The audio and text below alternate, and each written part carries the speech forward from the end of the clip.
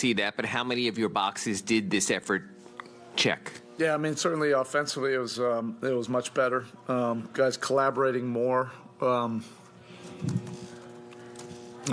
really trying to help other guys get going. Yeah, you could see that throughout the course of the game, and defensively we'll have to shore things up. But in the second half, it was much better until you have to figure out how to play with a 25-point lead, and hopefully we can gain a lot more experience with that.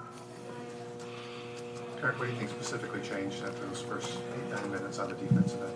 Or was it just as simple as that? It was more the second half. In the first half, I think we outscored them. I think in the second half we are committed, to doing more tough things. Limiting them in transition, and then defending them better off the dribble, and getting our schemes more on the same page, less glitches. And there was a pretty good stretch there for a while in the second half, and we have to build on that and find a way to do it more consistently. Erik, you're thinking and going to Haywood, and that group played well to start the third quarter. No? Yeah, I would have liked to have seen us get off to a better defensive start.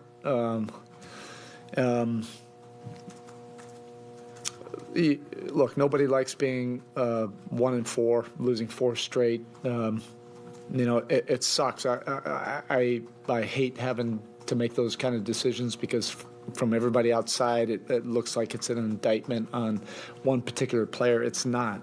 It's really not. I hated having to make that move.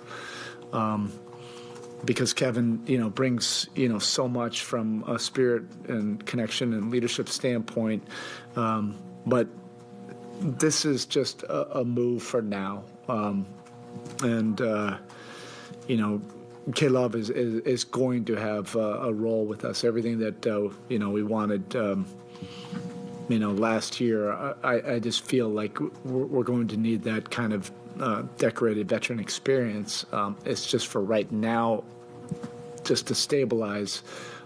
This was a move I felt was best for just for the time being, and then we'll see what happens. I'll just continue to evaluate until we can get our game where we need to get it to.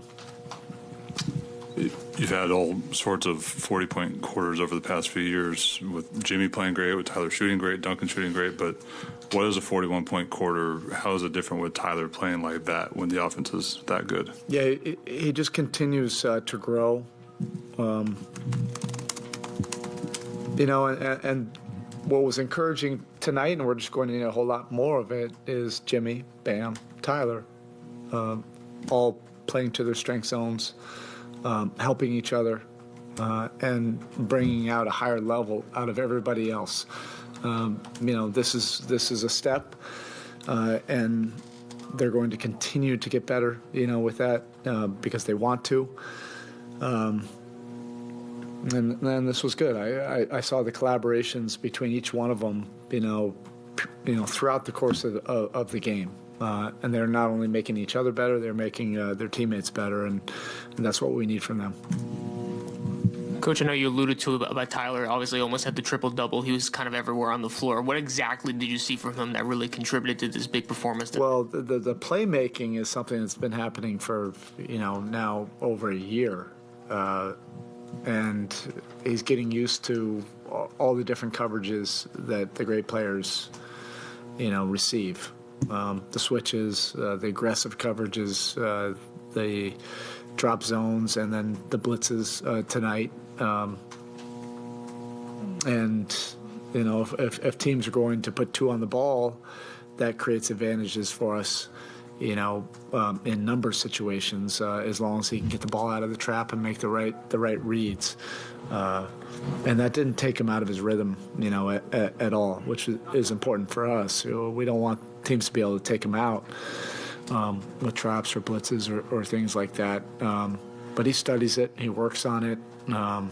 It's a credit to the work that he puts in, behind the scenes. It's not just about the scoring. he had a lot of good defensive plays in that second half as well. Spo, you talked about the offense and wanting to put a little bit more pressure on the rim, and this was a game it seemed like you guys did that from a lot of different areas, whether it was dunking off closeouts or just Jaime off the catch. I guess just how important are those other areas, other than, you talk about Jimmy, Bam, Tyler, but how important are the other elements of rim pressure for this team? It's monumentally important for us to play to our identity. We cannot be passive. We have to put it's our strengths. It's not like we're manufacturing some kind of identity, but when we don't get to it, we pay the price.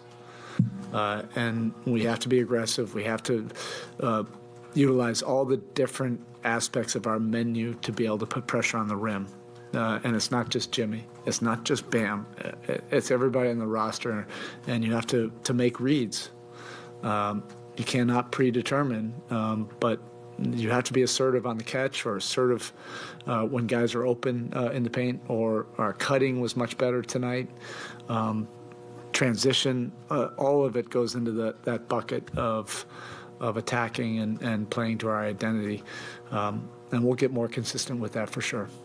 Last question. Spo, with Jaime again, what stands out to you to what he's doing in terms of offensively with high percentage shots, but at the same time defensively too also? What stands out? Yeah, defensively, he's a competitor. So even while he's learning the league and tendencies and learning our system, we can figure all that out. But the competitive spirit and the nature and his physicality, he can guard on the perimeter. He can handle himself in the paint. He's not afraid of contact. So that fits into our system as well. And then everything I just mentioned right there to Brady, about us having to attack and be aggressive and assertive. I mean, that's him by his nature, and all those plays in between that you can't really script. He just has he has a knack for those kind of plays, and you saw a little bit of that tonight. Thanks, Coach. Okay, thank you. Guys, locker room's open.